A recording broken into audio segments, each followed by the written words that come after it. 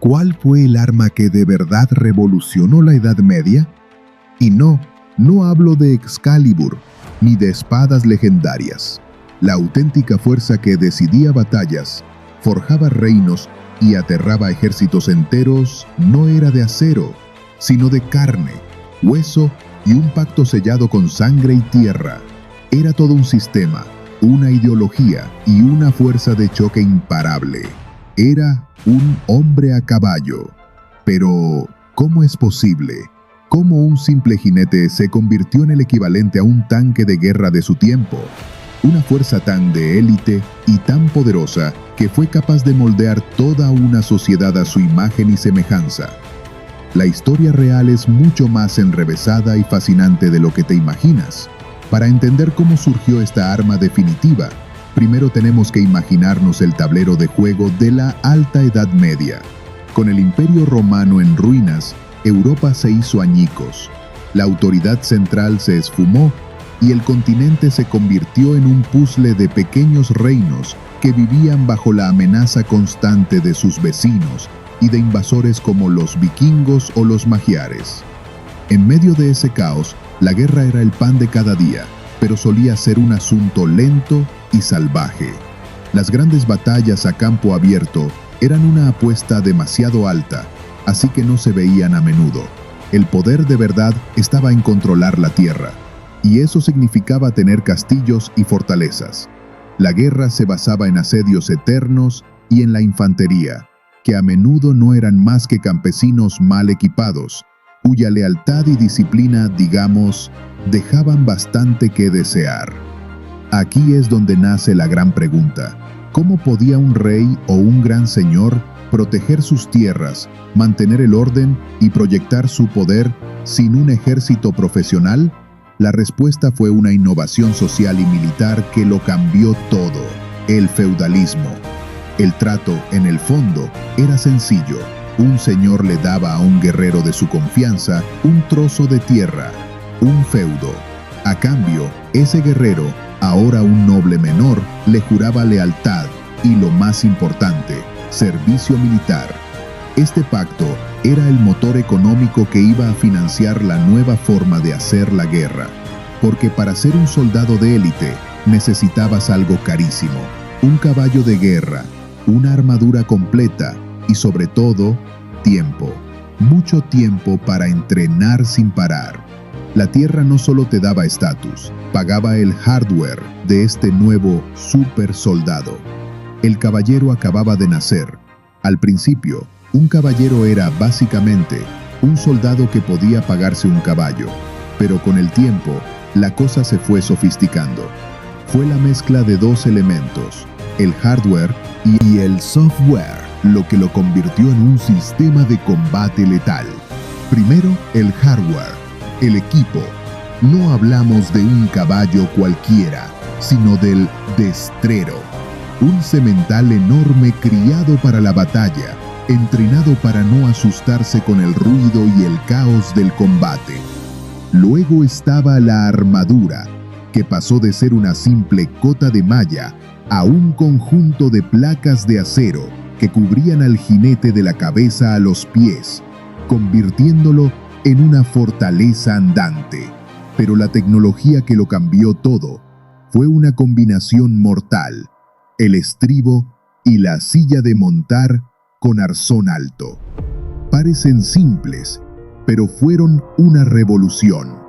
El estribo le daba al jinete una plataforma estable para luchar y golpear con una fuerza brutal.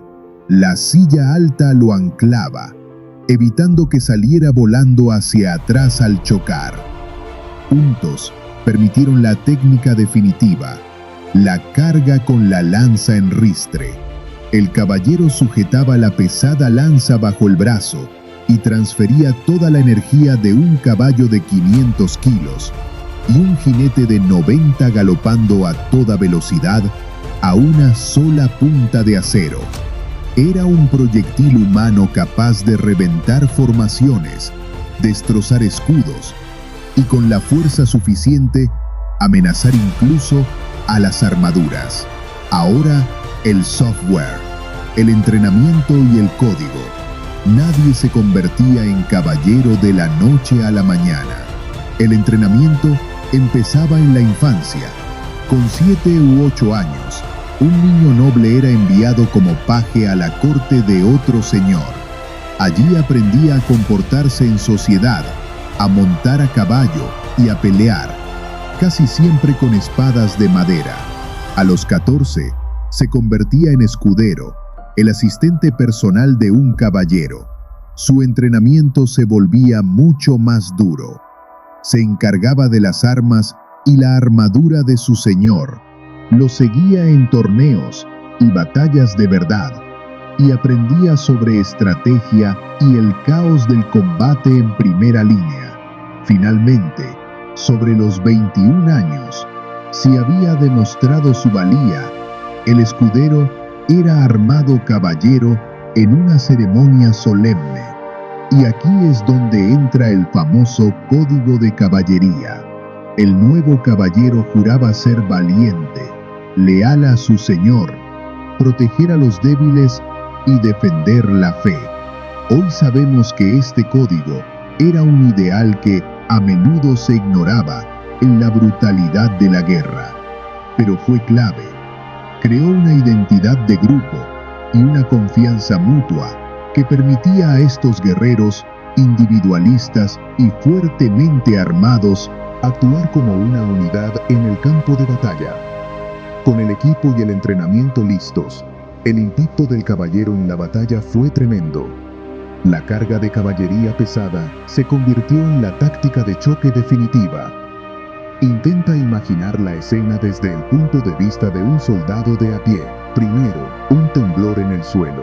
Luego, un estruendo que crece, el trueno de miles de cascos. Y finalmente, la visión. Una muralla de acero y músculo galopando hacia ti, con las puntas de las lanzas brillando al sol. El pánico era tan devastador como el impacto físico. Una carga exitosa podía romper las formaciones de infantería más disciplinadas, abriendo un hueco para que el resto del ejército se colara.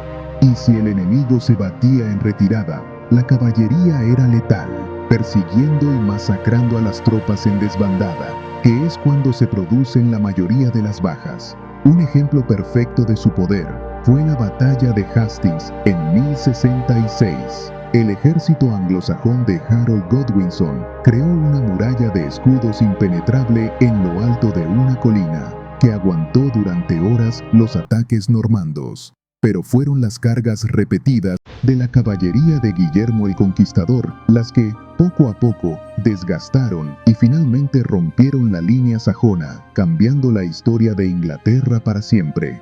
Este dominio en la guerra se tradujo directamente en poder social. Mantener a un caballero era carísimo. Se calcula que su equipo completo costaba el equivalente a lo que un artesano experto ganaba en toda su vida. Por eso, solo la élite dueña de las tierras podía permitírselo. Esto creó una clase social cerrada y dominante, la nobleza guerrera. Eran los únicos con el poder militar para imponer la ley, cobrar impuestos y defender el reino.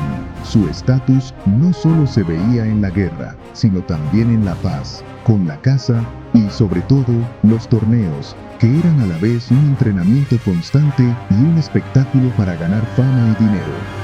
Durante siglos, el caballero pareció invencible, pero ninguna arma domina para siempre. El campo de batalla siempre evoluciona. Y con el tiempo, aparecieron depredadores diseñados para cazar a estos tanques medievales. La primera gran amenaza vino de la infantería, pero de una nueva clase, mucho más disciplinada. Los piqueros suizos, por ejemplo, crearon formaciones masivas y compactas, un auténtico erizo de picas de varios metros de largo. Para un caballo, cargar contra ese muro de acero era un suicidio. El caballero, si era derribado, quedaba atrapado en su pesada armadura, convirtiéndose en una presa fácil. La segunda revolución llegó con las armas a distancia. El arco largo inglés, de origen galés, cambió las reglas del juego. En manos expertas, podía disparar una lluvia de flechas a una velocidad temible. Si bien perforar una armadura de placas completa a distancia era complicado, su efectividad contra armaduras de menor calidad o en ángulos de impacto favorables vulnerables era letal. En batallas como Crécy y Agincourt, la orgullosa caballería francesa fue masacrada a distancia por nubes de flechas de arqueros campesinos, a menudo antes de que tuvieran la oportunidad de cargar. Fue una humillación total para la nobleza.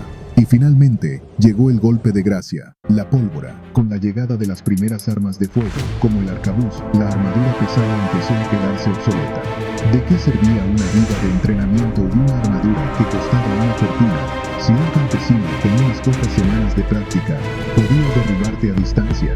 El cambio no fue de un día para otro. Los caballeros siguieron siendo importantes durante mucho tiempo, adaptándose, llevando armaduras todavía más gruesas y pesadas, y convirtiéndose en los oficiales de los nuevos ejércitos.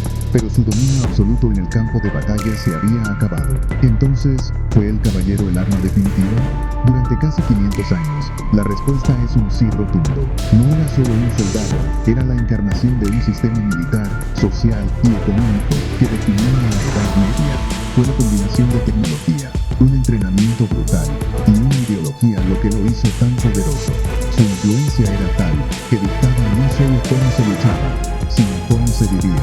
La era del caballero como rey del campo de batalla terminó, barrida por la disciplina de la gente común y el poder anónimo de la pólvora. Pero su leyenda, su código y su imagen siguen vivos hoy, como un eco de un tiempo en el que el arma más temida del mundo era un hombre herido a su caballo. ¿Qué otra arma definitiva de la historia te gustaría que analizáramos? ¿La falange macedonia? ¿La legión romana? Cuéntanoslo en los comentarios. Suscríbete y acompáñanos en este viaje al pasado.